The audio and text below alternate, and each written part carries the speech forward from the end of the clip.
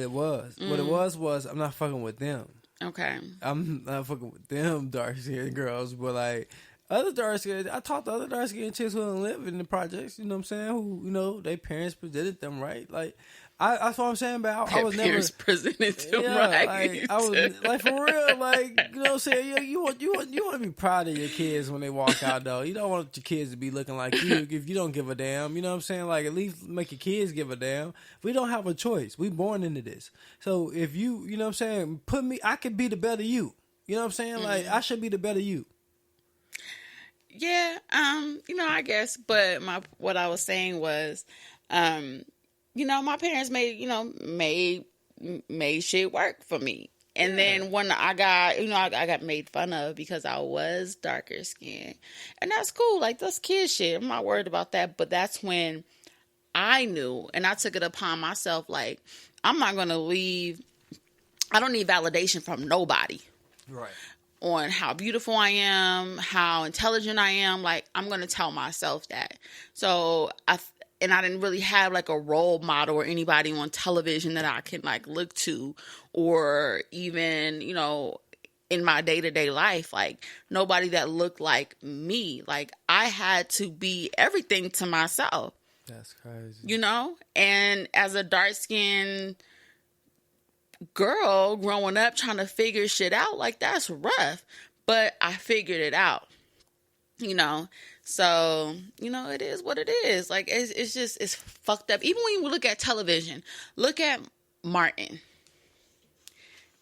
Gina was the light-skinned wife, and Pam was the friend that never had no man, got caught. Well, Martin, the jokes, so she don't got no man. Sometimes she had B2Bs, and I feel like that's a part of the problem. Like images like that are being put in front of us, and they're forming these ideologies that, like, okay, light skin is better. You're a wife. You're educated. Gina was educated. She was college educated. She had both her parents. Her father was a doctor.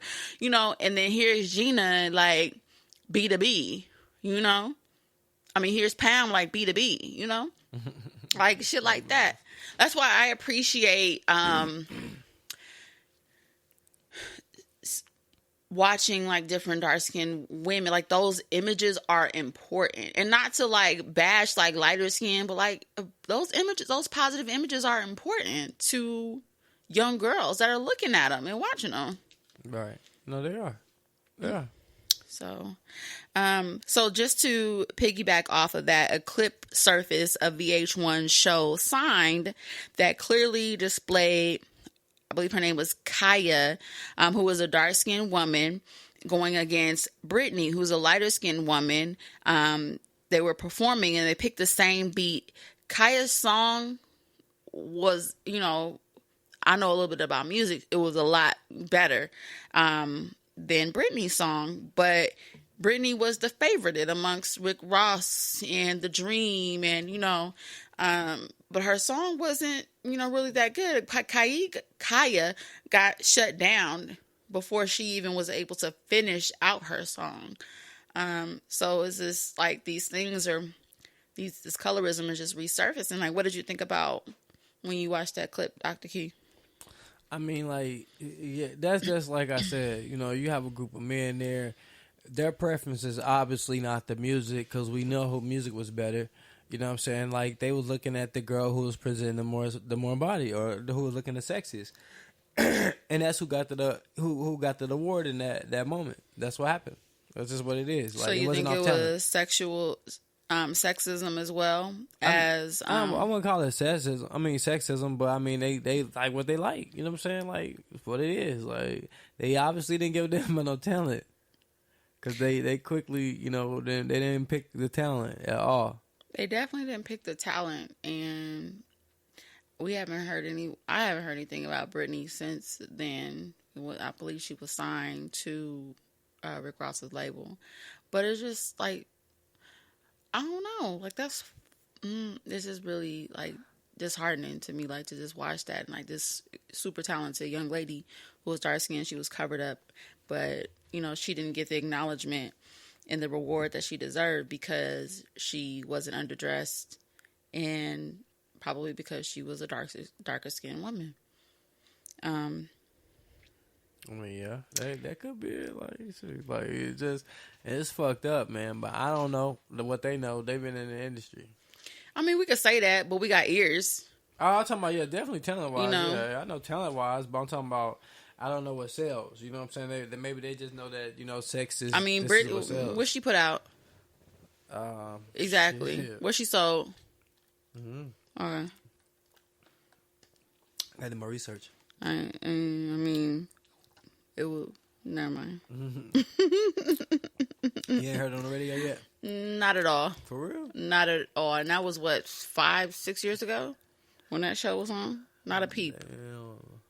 If anything, I've seen her get dragged on the internet. Damn. So, do you think? With that being said, do you think that dark skinned women have to fight harder to be successful? No, I think they just gotta go to the right people. This is what it is. That's a old girl dark. What's her name? The girl that's ain't now. She got the baby with what's his name? The producer, the London. Your girl. The baby, Summer Walker. Yeah, she's dark skinned. I mean,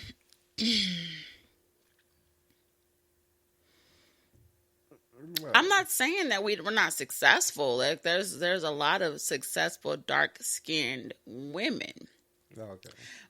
But do I think that we have to fight harder, work harder, strive harder to become successful?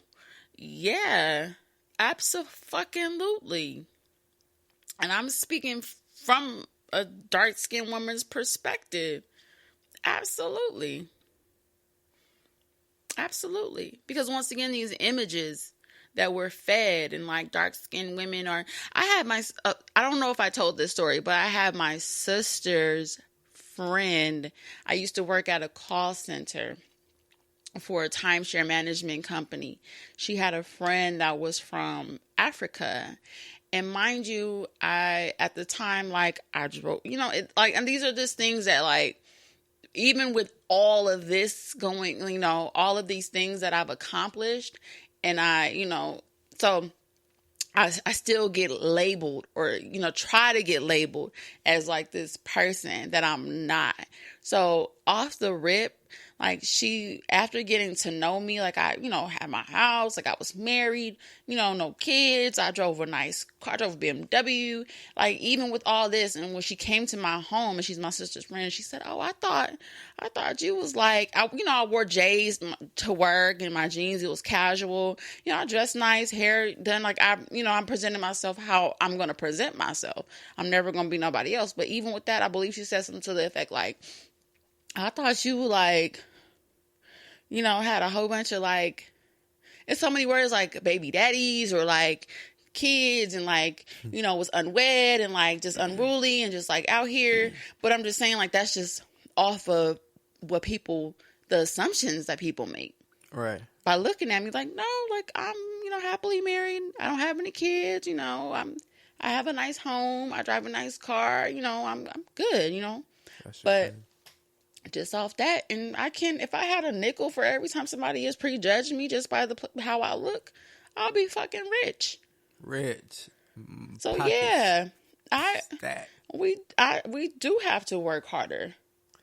That's crazy. See, I didn't know that. You know what I'm saying? Because I'm a dark-skinned man. You know what I'm saying? So I didn't know it was hard for my dark-skinned sisters. I thought it was easy for y'all. You're just a beautiful person. You carry yourself high. You know what I'm saying? But I have to. I can't. I cannot carry myself high, which has been a benefit to me.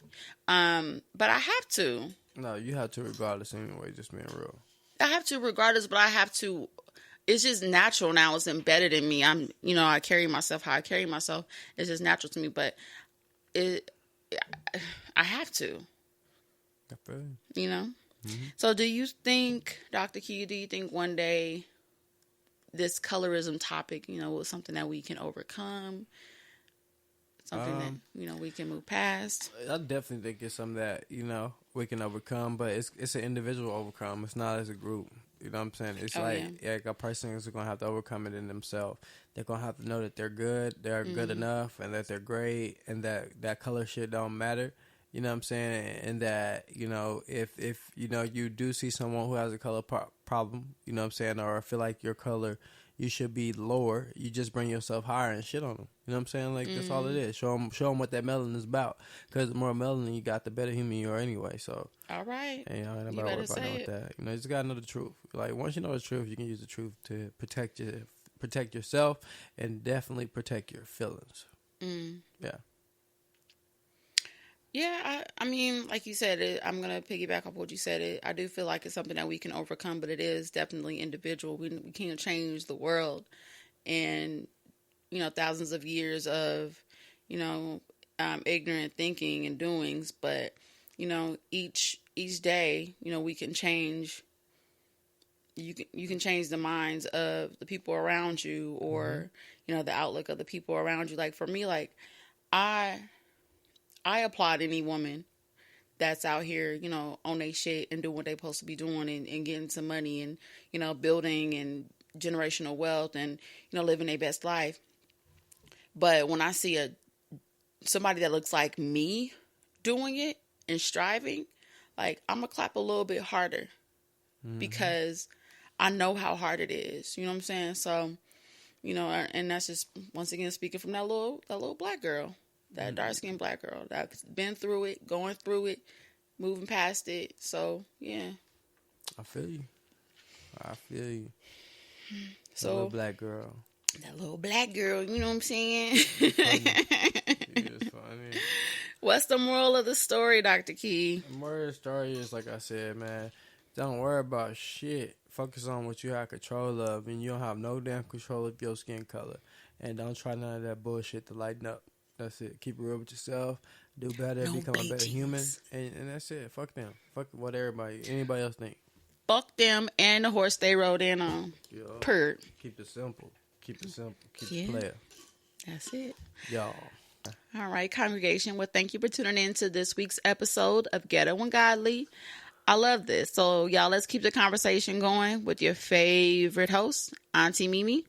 And Dr. Key. Remember to always be good to yourself and one another. Until next time. Yaddy. We out of here. I fucked that up. Did I fuck that up? Y'all, did I fuck that up? No, just for everybody. We out of here, y'all. Peace. Bye, y'all.